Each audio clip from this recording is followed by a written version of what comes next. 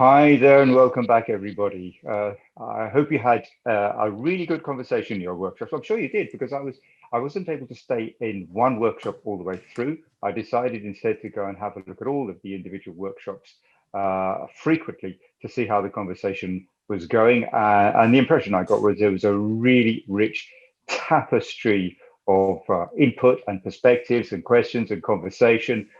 So we are now going to give to some of my colleagues here the unenviable task of trying to distill the key lessons or the key, I don't know, perspectives that arose in each of those workshops. And we'll have a little bit of a conversation about that before we bring this session to a close and move into the networking part of the day, the informal part of the day. Before we go on, thank you everybody for bearing with us. Say bearing with us. You didn't have to bear with very much. I thought RCP inputs, our tech people did a great job.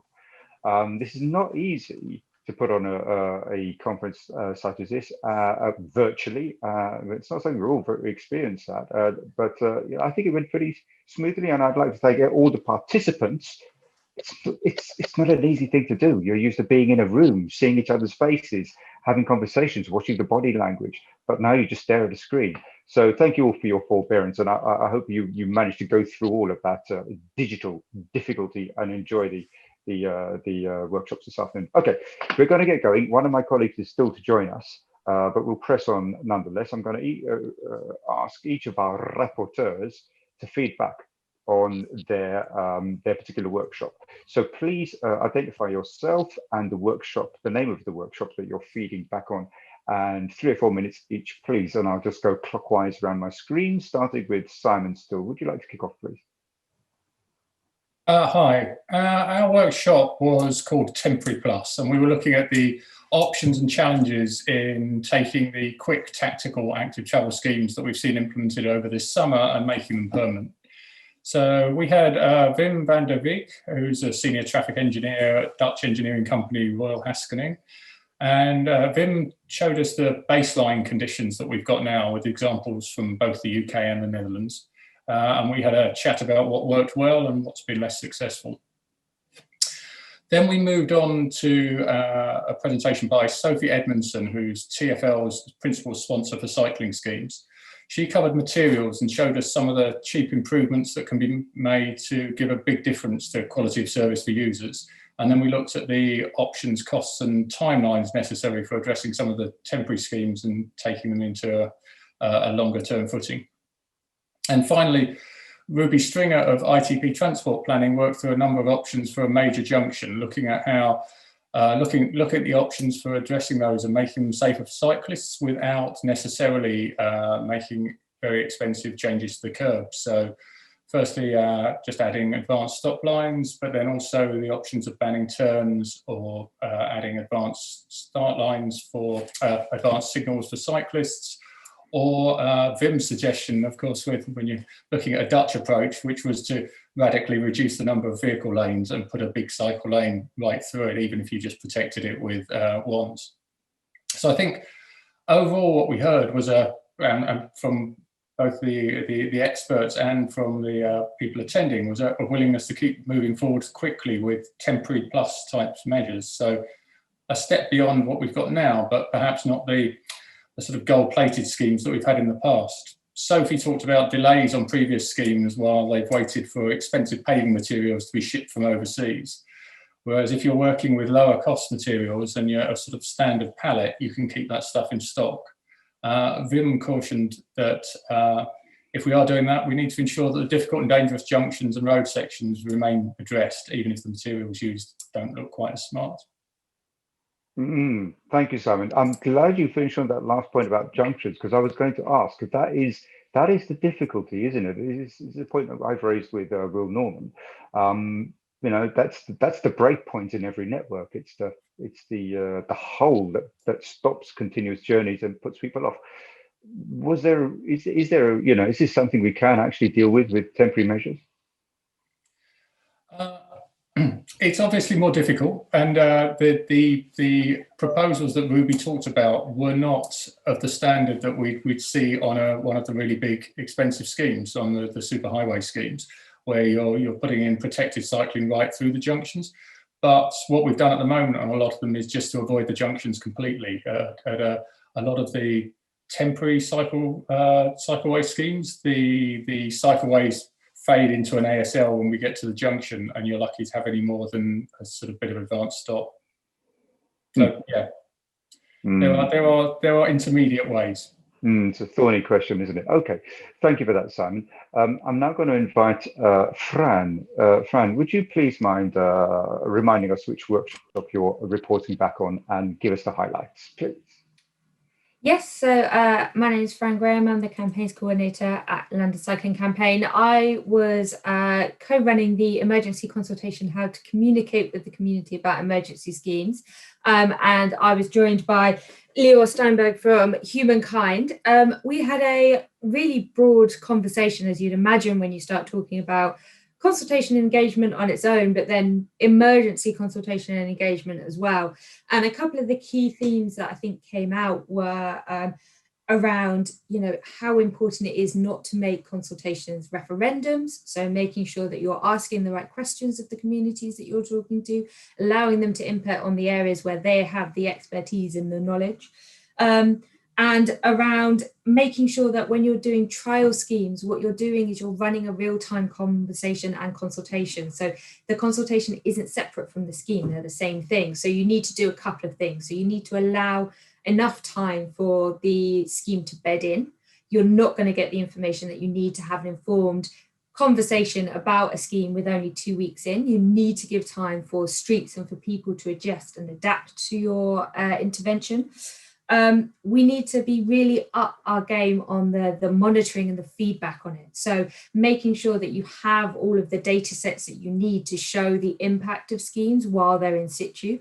So if you're talking about traffic counts, so showing that a scheme hasn't caused gridlock is such an important thing to be able to do, showing the positive impact in terms of air pollution, in terms of the number of people walking and cycling, all of those good positive news stories that you can share with people as things are happening. We talked about messaging and how being open and clear and honest and transparent is really important. If something's going in for 6 months, let people know it's going in for 6 months and let them know what the process is after that 6 months is up.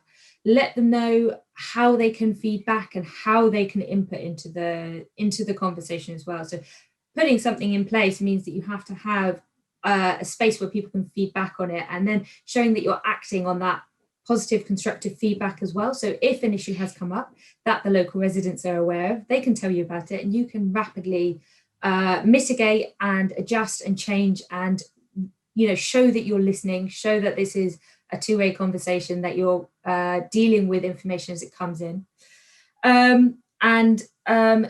We also talked about the importance of politicians listening, so engaging in that feedback, having that conversation, but leading the conversation on it.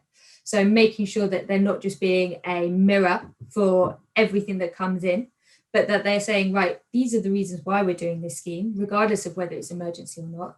This is what we're trying to address, and this is how we're going to do that, and making sure that it's not that they're not reflecting anything that comes in, which can sometimes be overwhelmingly negative because everyone likes to complain about things when they're going wrong and doesn't like to feedback when things are going right. But making sure that they're standing there as a positive force to say, yes, I know things are tricky. Here's how we can mitigate it. Here's how we can make it better. But also saying, but this is the positive news story. This is how it's making a positive difference. And Leo showed some really lovely examples. I think the one that I really enjoyed was the vacation streets. So they did temporary road closures in Rotterdam for during lockdown for the families who lived on those streets who weren't able to go on vacation that year. They turned their streets into a place where they could be out, be playing, be meeting and chatting to their neighbours. And it had a rocky start, but had some really nice positive stories they were able to share off the back of it. And I think the plan is to keep rolling that forward. So really interesting conversation. Thank you very much, Ryan. Now, vacation streets, that was one of the points at which I dipped into your workshop, and I did hear, to my shock and horror, that there was resistance to removing cars from the street in the Netherlands. I kind of think, well, since for 50 years now, the Dutch have been on this trajectory, and after Stop the Kindermoord and all the rest of it, and the cycling levels are already greater than 5 or 10 times greater at the start than they are even now in London. You kind of think that, well, there's this culture which automatically acquiesces to and agrees with anything that promotes more active travel, greater use of space for play and social intercourse and so on. But that isn't the case, is it?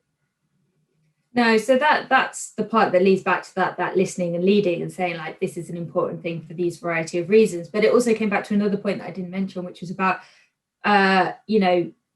working out where that support is sitting. So we have the vocal majority, the vocal minority, and the quiet majority, and trying to remind ourselves constantly that yes, there might be some people who are very vocally opposed to something, but more often than not, people are either in support of it or a bit indifferent, which I think we should always count as support. Well, that just shows consultation, engagement can never be taken for granted, whatever the circumstances. Thank you very much for that, Fran. I'm going to invite Simon Monk next, please. Simon, please remember to remind us what workshop you're reporting back on. So I'm Simon Monk. I'm the infrastructure campaigner for London Cycling Campaign, and I co-ran a workshop on low traffic neighbourhoods with Martin Ackerman from Witteveen Boos, or Bos. I still can't pronounce it quite correctly. Apologies, Martin, and an entire company for that matter. So we covered the whole gamut of stuff around low traffic neighbourhoods, from what they are, areas of residential streets closed off to through traffic, so through motor traffic can't go from main road to main road through the area, and the Dutch experience of doing these for decades and decades, from the early Wonerf and indeed cauliflower development, which is a new term for me, which I guess would be akin to British post-war estates, through to more modern approaches to how to do this. We covered, as Fran has already covered, engagement and consultation. The number one, kind of concern in London to the rapid rollout of low traffic neighbourhoods during street space has been, we weren't told about it, we weren't consulted, no one told us, no one warned us. So we kind of covered off how to head that off, and indeed trials and temporary materials.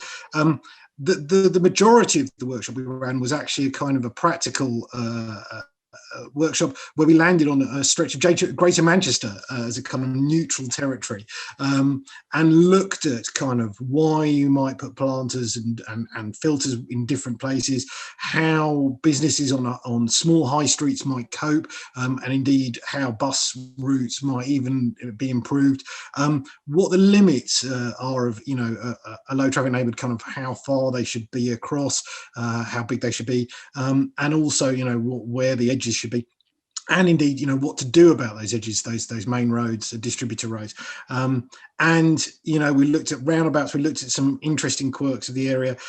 We also then talked about kind of filter locations of where you put your low traffic neighbourhood modal filters. Do you put them around the edge, do you put them in the middle, how best to do these kind of design decisions, and Martin quite helpfully pointed out essentially how far the Dutch are ahead on these issues once again, whereas we are still trying to retrofit kind of Victorian neighbourhoods and things like that. These folks kind of design, place and function, really from the ground up as a starting point. We talked about what you do after the low traffic neighbourhood is in, once the bollards and planters are in. And we also talked about what the different options are in terms of design, for filters, so bollards, planters, ANPR cameras, bus gates, even down to current school streets and turtle barriers, as they're called. So I think we covered a lot of ground in a very short amount of time. And I think the takeaway for me was really that sense of, that the streets that we have should be designed for what they're used for, and what kind of place and function they have. And so that's that really important starting point for not just low traffic neighbours, but pretty much everything we do is, what is this street for? Who uses it? Why do they use it? How do they use it? Who isn't using it currently? And that's the starting point of a bunch of conversations about what our residential streets for and what our main roads are for. Sam, could I ask you about that to expand a little bit on that point about street classification? Because we often tie ourselves in knots in London, trying to classify streets according to type. And there's massive disagreement of that. And then that gets in the way of constructing a network, because you need to be able to move from one low traffic neighborhood to the next. And sometimes you're going to be in a main road. Sometimes you're just going to be passing through lots of low traffic neighborhoods. This whole kind of taxonomic disputatiousness. I mean, what can we do in London to cut through that?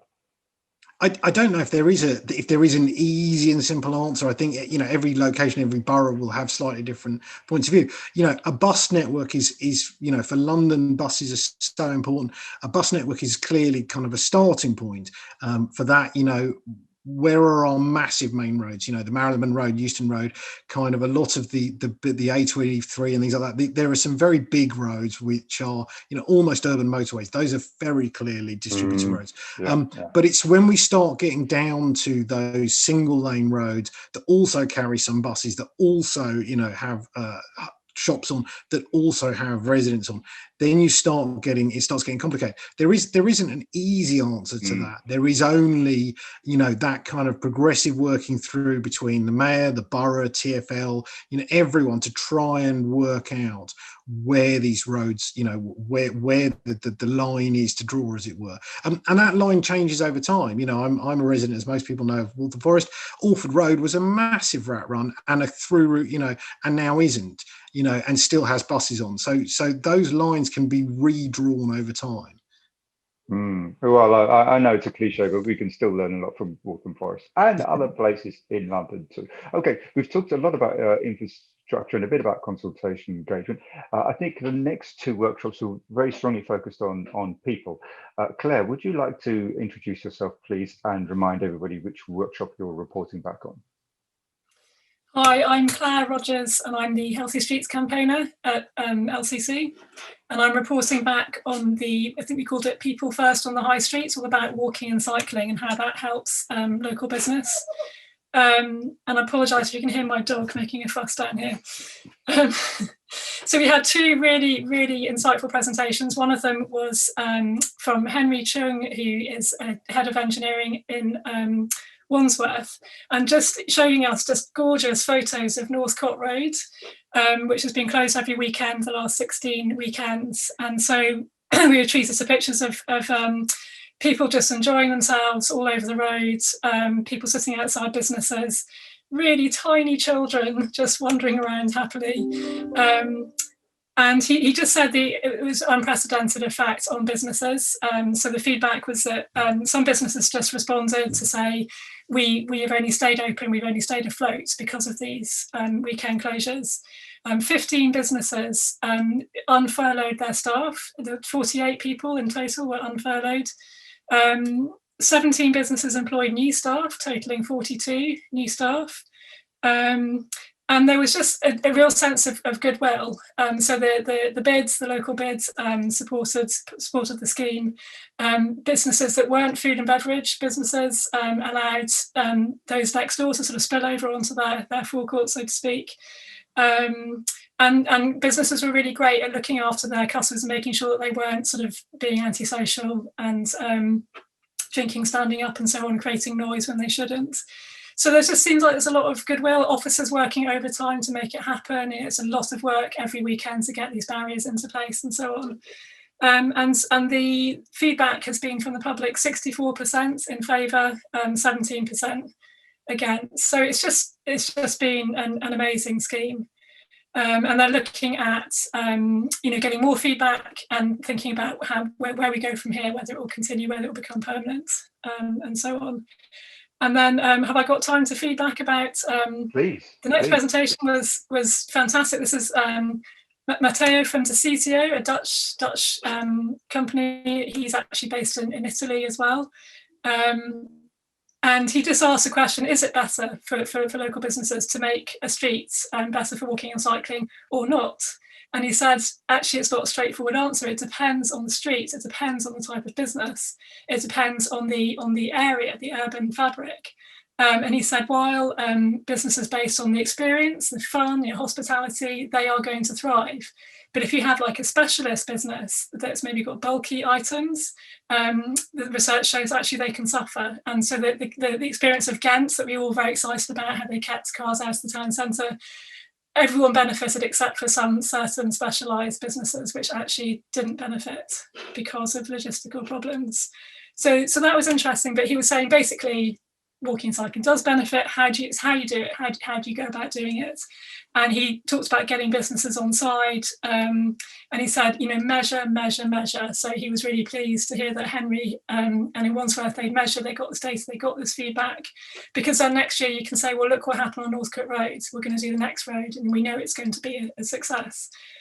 He said very important to do a customer mobility survey, because we all know that businesses tend to think that their customers all come by car.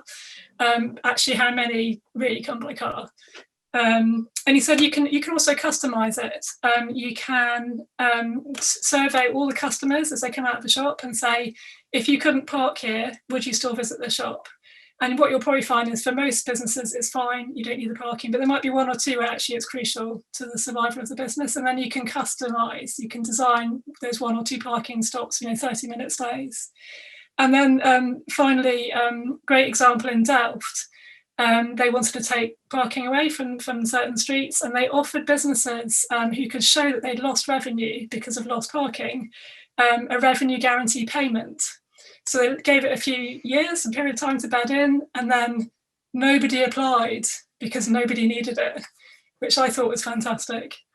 Final point. The real competition is not with parking and so on. It's with e-commerce, especially with bulk goods. And sometimes we just can't keep these alive no matter what. And sometimes politicians have to make difficult decisions about what businesses should be on that street. Maybe a business should change its approach, its type of business. And it's about, maybe you need to actually ban big chains as well from a high street. You need how to make the high street thrive. It's about making the whole space more attractive. It's not just providing for cycling. And it's really thinking through logistics. So you've got your big vehicles should only come into the outskirts, and you've got to protect your residential areas and your town centres from those big vehicles. You need consolidation hubs, you need smaller vehicles as you go in. And there was many more brilliant things there, but that was all very interesting to me. That's really inspiring, actually, a lot of what you've just said back there. As someone who's spent many a happy day and week in Delft, I can certainly testify to the fact that it is an absolute breeze to shop there by bicycle. One of the things I've never quite worked out is how come the city, I know it's a big city, manages to service itself without loads of big delivery vehicles in the middle of town all the time. This is maybe something I'll pick up. I'll indulge my curiosity by asking somebody from the Dutch Cycling Embassy outside of this meeting. Okay, Stuart, you're going to bring up the rear. I'm sorry about that. And then we'll do a wrap. So Stuart, over to you.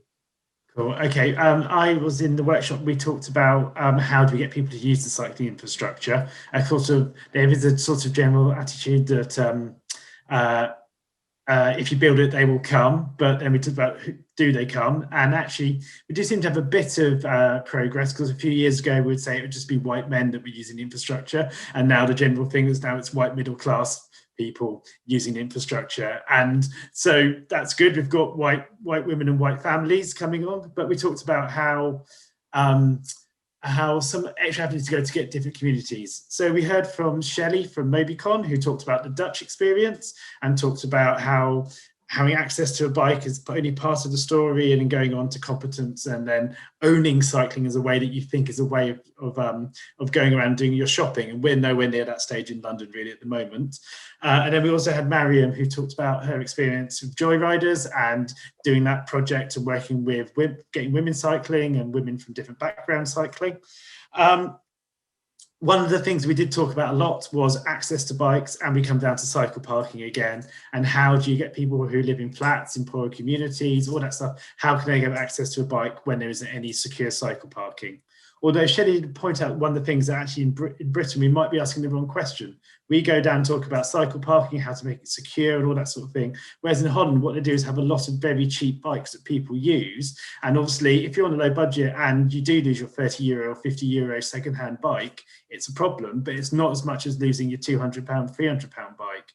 And that's a big difference between us and the Netherlands. There's a lot of cheap, there's a thriving secondhand bike market. People do lock their bikes up outside their home and that sort of thing. So there's two things there. One, more cycle parking, but two, we maybe want to look at the sort of bikes we have and the way we do that. And then another big thing we talked about, well, we touched on was around what they do in Holland with cycle training in schools and how that's the long-term thing to get that change, to create that cycling culture and get that in. There were lots of other things. It was a great session as well. We had mainly women as well in the session. So it was really good to hear a lot of different perspectives, but I'll leave it there. Superb. Thank you, Stuart. There's lots, actually, I did dip into that session as well. There's so much that I'd like to ask about, but we don't have the time. We've got to go to a wrap. So thank you all for making your, giving your reports back from the individual workshops. So ladies and gentlemen, we have reached the end of the formal part of our agenda. So I'd like to thank you so much for participating in this webinar this afternoon. I hope you found it enjoyable as well as instructive and thought-provoking. There is an opportunity now to further engage, have a conversation with some of the presenters. I think even with each other. I'm not sure how the tech works, but I think you can via the networking sessions that are available to you on the portal. I can't see the portal myself. I'm in a different platform, but I'm sure you'll find the networking the networking option on the left-hand menu, something like that. I'm working from memory, and it should be pretty easy to progress into a bit of informal conversation and a repartee with some of our presenters. So please do enjoy your conversations. If you are leaving us, or even if you're going back to the Netherlands, thank you and for all your participation. Thank you to all of our colleagues from the Dutch Cycling Embassy, the Embassy of the Netherlands, and the Dutch experts again for joining us. To our London colleagues, I would say to you, please do join London Cycling Campaign if you haven't done so already, because that's another way you can support us. If you just pop along to lcc.org.uk, you will find a very reasonably priced range of membership packages, which, yeah, fine, it gives you all sorts of benefits, great. But the important thing is it helps support the advocacy that we do. Without that advocacy, who knows where we would be in London now, as Will Norman himself said, and we're going to need more of it. So your support would be really, really welcome if you're not a member. And do follow us on Twitter at London_cycling. So sorry, I had to give the advert, but please, the more of us there are, the more impact we can have. I think we've got a final slide. I don't know if it's up on the screen. I can't see it on my screen. I hope we have some final information up. Can anybody confirm to me that it is on the portal? Because I can't see it on the platform that I'm using. Anyway, I will leave that to tech support to sort out. I will simply conclude again by thanking you all for your participation, wishing you well in all that you do for a greener, healthier, happier city, country, world. And I look forward to engaging with you all again at some time in the not too distant future. Thanks for coming. Bye-bye.